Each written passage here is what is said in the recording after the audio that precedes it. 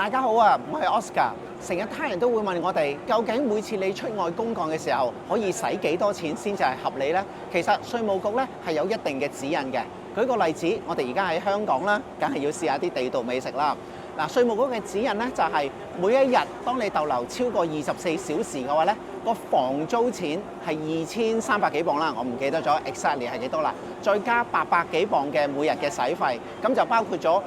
房租啦，頭先講嘅早餐啦，仲有係 lunch 啦，仲有 dinner， 仲有飲嘢嘅喎 ，OK？ 咁仲有時咧就會包埋就係 travel expenses， 就係當你由嗰個酒店嗰度要去你嘅工作場所咧，都會有嘅費用嘅。咁你可以根據翻呢一個指引咧，咁你就可以去睇翻究竟乜嘢嘅數字先至係合理啦。咁就當然應該就唔會係一翻到嚟就擺個滿漢全席食一餐，咁呢個一定係唔得啦。